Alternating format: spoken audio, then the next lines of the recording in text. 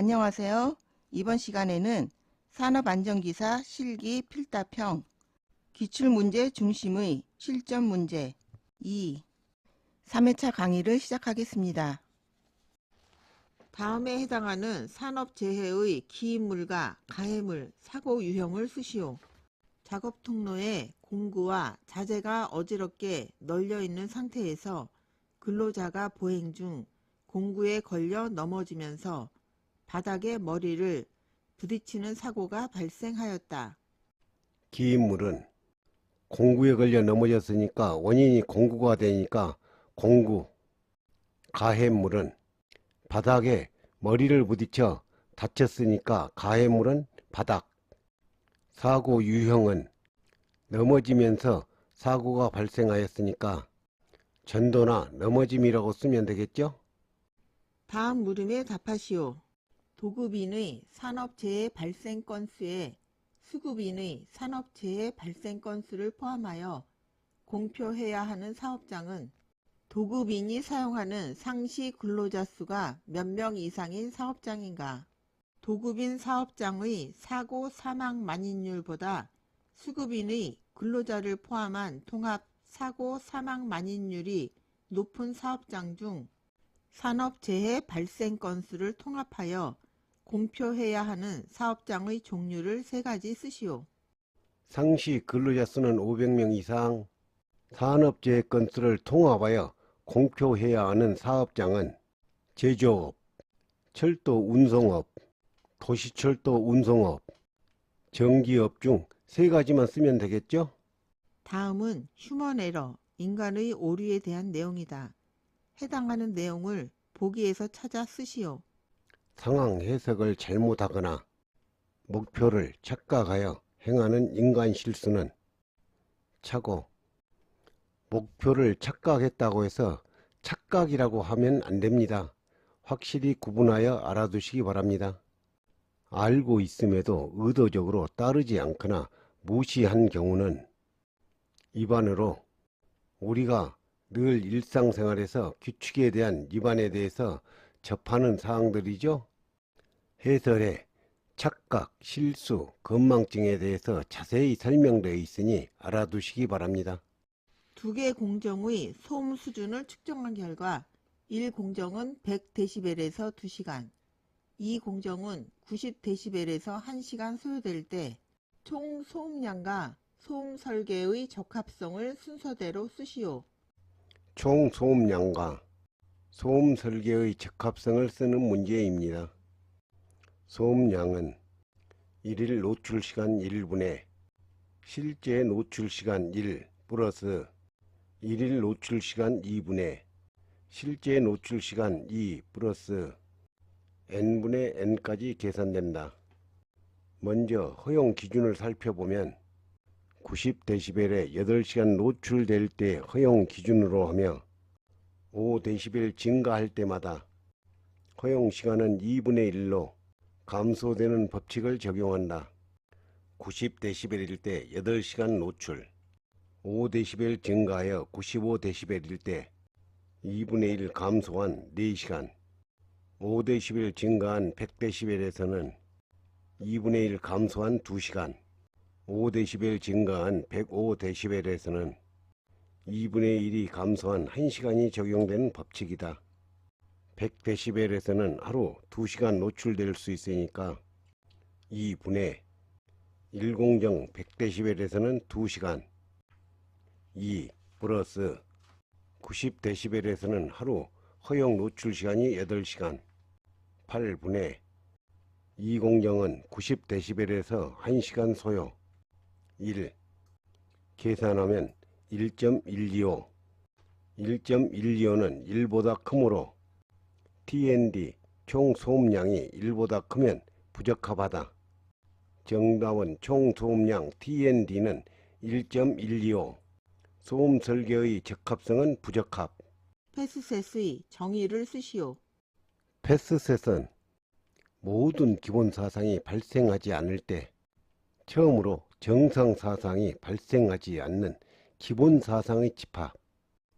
컷셋은 패스셋의 반대로 정상 사상을 발생시키는 기본 사상의 집합으로 모든 기본 사상이 발생할 때 정상 사상을 발생시킬 수 있는 기본 사상의 집합이죠. 다음은 승강기 방호 장치에 대한 설명이다.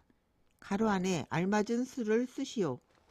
승강기의 카 속도가 전격 속도의 1.3배, 전격 속도가 매분 45m 이하인 승강기에는 매분 60m 이내에서 동력을 자동적으로 차단하는 장치를 설치해야 한다.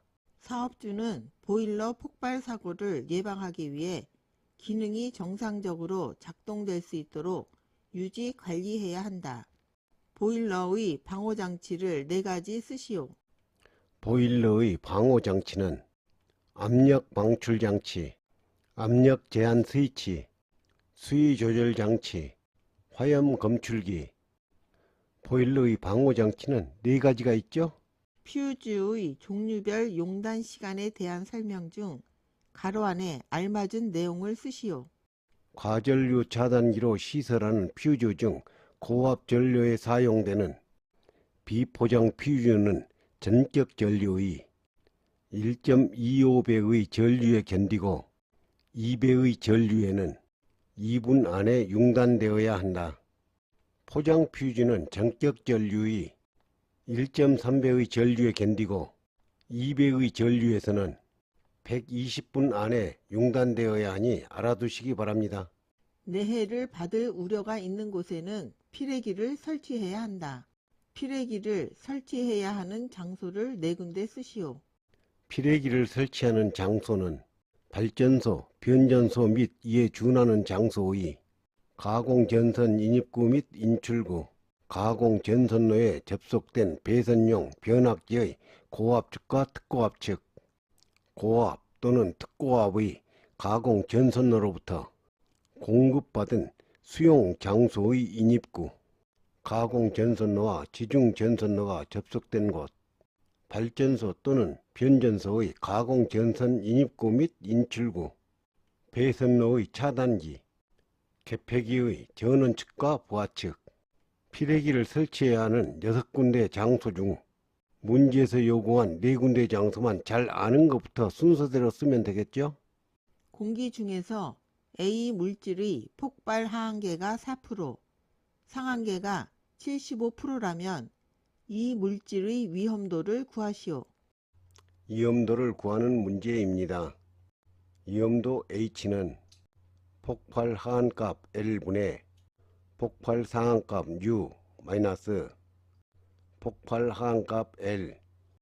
주어진 조건을 식에 대입하면 폭발 하한계가 4이므로 4분의 폭발 상한계가 75이니 75 마이너스 폭발 하한계 4. 계산하면 17.75.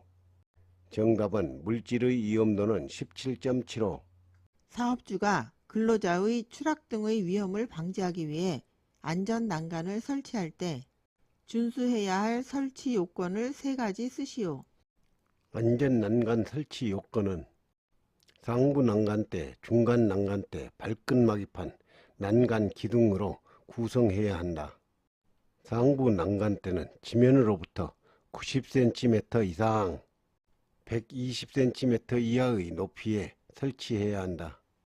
120cm 이상의 높이에 설치할 경우 중간 난간대를 최소 60cm 간격으로 균등하게 설치해야 한다. 난간, 기둥 간의 간격이 25cm 이하인 경우에는 중간 난간대를 설치하지 않아도 된다. 발끝막이판은 바닥면으로부터 10cm 이상의 높이로 설치해야 한다. 상부 난간대와 중간 난간대는 난간 전체에 걸쳐 바닥면과 평행을 유지해야 한다. 난간대는 지름 2.7cm 이상의 금속재 파이프 또는 그 이상의 강도가 있는 재료로 만들어야 한다. 난간대는 구조적으로 가장 취약한 지점에서 100kg 이상의 하중에 견딜 수 있는 튼튼한 구조이어야 한다. 설치 요건 6가지 중 3가지를 쓰면 되죠?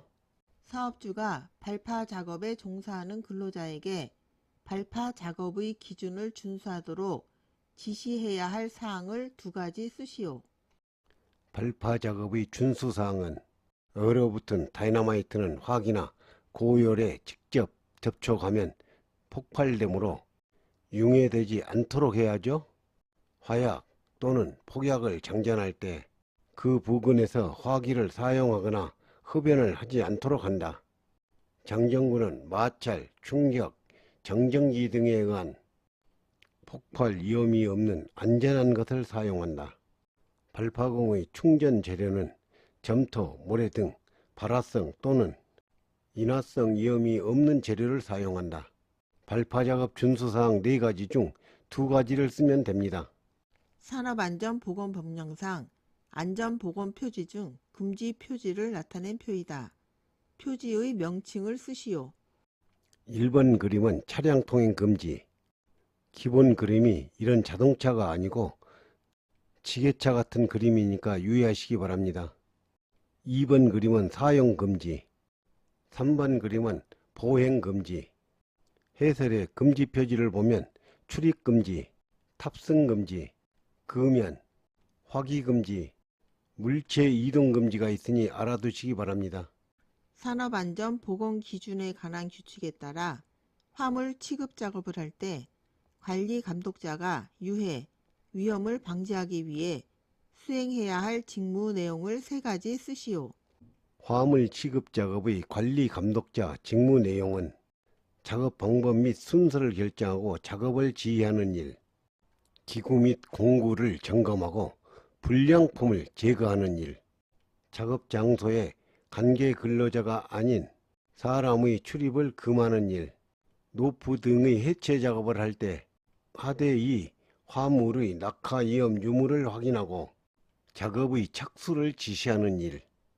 직무 내용 4가지 중 3가지를 쓰면 되지요? 이것으로 강의를 마치겠습니다. 감사합니다.